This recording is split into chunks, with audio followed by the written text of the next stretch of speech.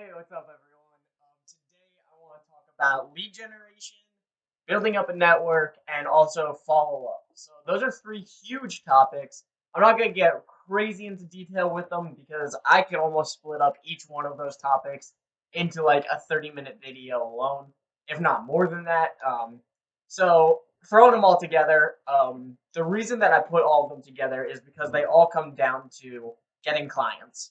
Your lead generation, that's your marketing, whether it be social media, door to door, Zillow ads, whatever it is.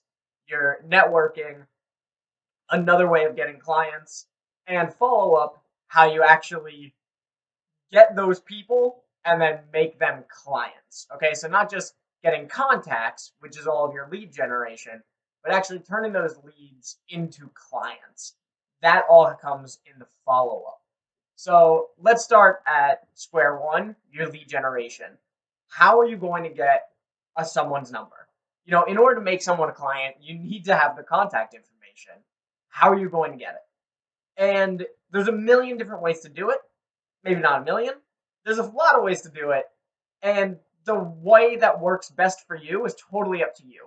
Some people send out postcards. Some people send out handwritten letters. Two totally different things. Some people just buy leads off of Zillow or Realtor.com. You could just make a website and only market on your website. Well, now you're going to have to find a way to reach people on your website. If you're just starting a website and nobody knows about it, no one's ever going to see your website. So now you have to start buying ads and buying leads and all this other stuff. You can just create a Facebook page, create an Instagram page, a LinkedIn page, Indeed page, not Indeed. Sure, Indeed. Why not? You can create all of these other pages and market on social media. Make a TikTok. You can market on Craigslist if you want to. I'm telling you, you can market in so many different ways. Put a Craigslist ad that says, "Hey, I'm a real estate agent. Give me a call." And that's it.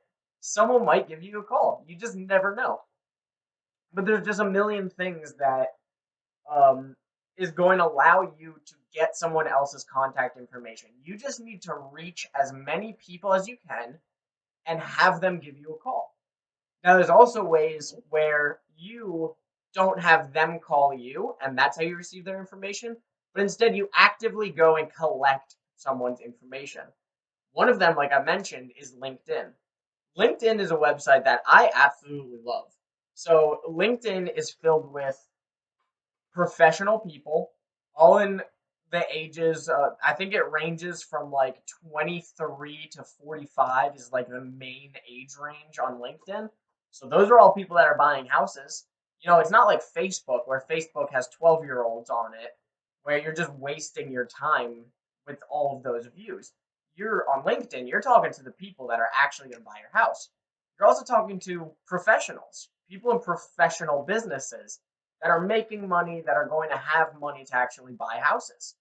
Also on LinkedIn, in almost everyone's, so the purpose of LinkedIn is to network, is to connect with other people.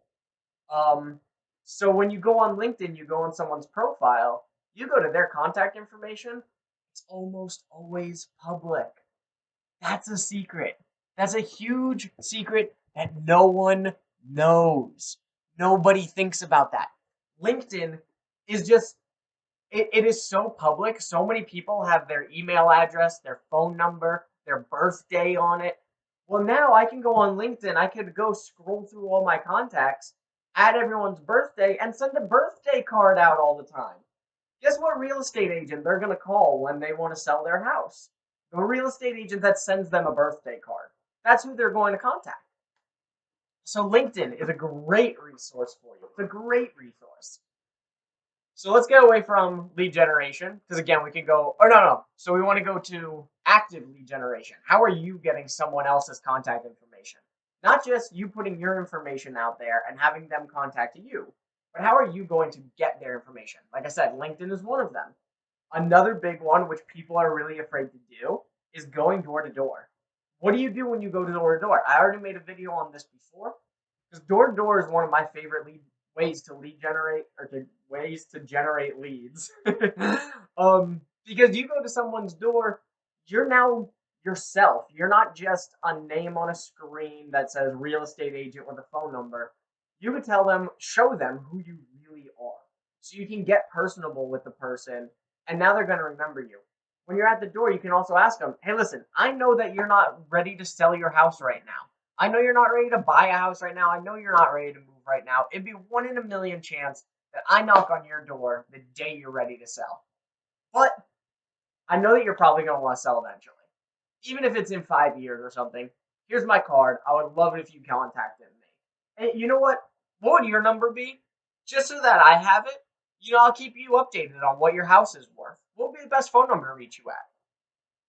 And then just wait. Get a phone number. Get an email address. Whatever it is. I let people know, hey, I'm not going to spam you 24/7 until you're ready to do anything. But I would love to keep you updated with how the market's going. Does that sound beneficial to you so that when you're ready to sell, you actually know what your price point is going to be at? Doesn't that sound beneficial?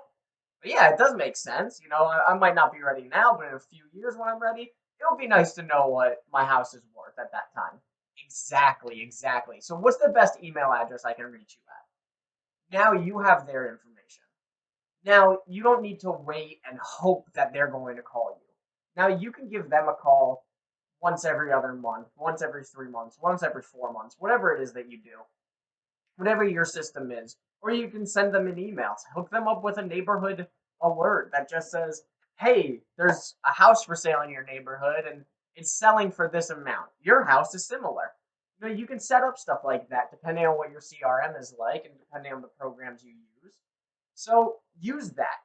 Go out and talk to people. Go out and talk to your neighbors. Go talk to everyone else that you can and start collecting their information. Don't just wait for them to call you because there's a million other agents out there that are waiting for other people to call them. Go out and collect the information and you call them. So now let's go past lead generation. All right, because again, we could go on and on for hours. I can do an hour just about Facebook, just about your Facebook page and your Instagram page. So we're not going to go too far into detail. So let's skip over to networking. Who are you networking with? The real question in real estate is like, well, I have a brokerage. There's other agents in my brokerage that if I have to talk to another agent, I'll just talk to them if I have questions or anything. I don't need a plumber. Or do you? I don't need a painter. Or do you? And this is where you want to network. You want to be the person that knows everyone else. Because the more people that you know, the more beneficial you're going to be to your clients. So, say you have a listing. You have a client that wants to sell their house. And you walk around their house and you say, hey, this house is really nice. The only downfall of it, and obviously you want to say this very nicely, you want to be gentle with people's feelings because you are going to be, lack of a better term, insulting their house. Say they have a bad paint job. You say, hey, your house is great and I love the paint that you did, but the colors are really designated to your style. Where I think you'd get a lot more interest if you put more of a neutral palette on the house, just so that everyone is included. Everyone's style can be included on this. And say you just stop the conversation there. Well, what's the next thing that your client's going to ask you? Okay, do you know a painter that I can call to do it? What's your answer? Is your answer yeah? Here, call this guy, Steve. His number is whatever. Or is your answer go, I'm not sure. Go on Angie's list and figure it out. One of those is helpful. One of those isn't. So you want to be able to be that person that can say, hey, I think you should get a painter to come in, do some touch-up work, or repaint the bright orange bedroom that your son wanted, and let's make that like just a beige or something like that. I know beige, but still, you won't be able to be that person. You won't be able to say, hey, everything is really nice in your house, but your toilet just is constantly running. I have a plumber that's a buddy. He can come over, take a quick look at it. Should be an easy fix, but here's his number. Give him a call.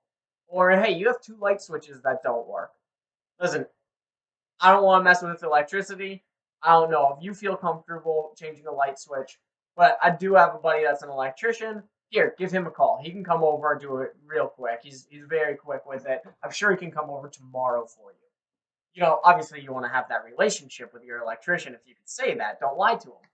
But you want to be that person that has that relationship with an electrician, a painter, a plumber, a photographer, someone that stages houses. You want to have the landscaping company, the pest control company, the home inspection company, the insurance company. You want to have a relationship with absolutely everyone. If you want someone to do hard landscaping, a concrete person, someone that does driveways, you want to make sure that you can cover all of your bases. I actually just had a client the other day, got into a house and said, you know, I wasn't really thinking about it at first, but I think I really should update these windows right now. I do you know anyone? Yes, I do. I have a buddy that works in renewal by Anderson. Let me give them a call. So I called up my buddy right away. Hey, Dante, I have two people just bought a house. They want to talk to you about getting some windows. Awesome. Here it is. Already set it up the same day, no issue. They mentioned, hey, you know what? We might want to get solar in a few years. Okay, I got a solar guy too. I can do that because I network. And there's a million ways to network too. So now, because I'm sure that's your next question. Okay, Phil, that's fine. Cool. Awesome. How? How do I do this? Well, the easiest way is start calling these companies. Call up the company and say, hey, I'm a real estate agent. If I needed something done tomorrow, just real quick thing, would you be able to do it for me? Would you be able to squeeze it in? And I'd be able to get you business all the time. I know what they say. They go, well, we're booked tomorrow. We're really not going to be able to do it. All right, never mind. Click. Because if someone is serious, and if you say, hey, listen, I'm a real estate agent. I work with new home buyers all the time. We're always running into issues. If I call you, are you going to be able to come and can you cover me? Are you going to be there for me? I will bring you business all the time, but I need to make sure that you're going to be there. If someone that's serious, if they're serious, they're going to say, yeah, what is it? I'll be there. If someone goes, well, you never really know, don't talk to those people. I'm sorry, but they're not worth it. Other ways are just looking up networking events in your area. I know my productivity coach for real estate, she and a few of her other coworkers put on an event the last Tuesday of every month in one of the local restaurants. And we have everyone come. We have so many people that come. I've met so many different people there because of it, and it's really beneficial. But now I have the ability that if one of my clients says, man, I used to be in shape and I really let myself go. I need to get back into shape. Yo, let me call Sue real quick. Sue will get you back in shape. Because I can do that. I have a workout, I have a personal trainer that will do all this stuff. And she will hop on the phone right then and there if I needed her to. Because that's how dedicated she is to her job. And she knows that I'm going to bring her people. So she's dedicated to me, and I'm dedicated to her in that same way. So you want to network with people. You want to make sure that you're on the same page. And now your follow up. So follow up isn't just for your clients, but also for your network. Because, like I said, if you're going to network with these people, you want them to trust you as much as you can trust them. So you want to let people know. Say you haven't had a plumbing issue in a few months. Call up your plumber. Say, hey, Bill, I didn't forget about you or anything. We've just had really nice houses that we've seen lately. We haven't really seen anything with any issues. But I just don't want you to think that I forgot about you or that I moved on. You're still my guy. Hey, Phil, thank you very much for giving me a call. I was kind of worried. I do work for you once a week and haven't heard from you in 3 months. I figured I did something wrong. I messed up. Well, let people know. I think the wife is here, so I'm gonna cut it out. But again, network, follow up, lead generation. Your follow up is how you're going to get clients. When you take them off of LinkedIn, when you go door to door and you get all of their contact information, it's going to do nothing if it's just sitting there. You want to give them calls at least a few times a year so that you can turn those leads into clients.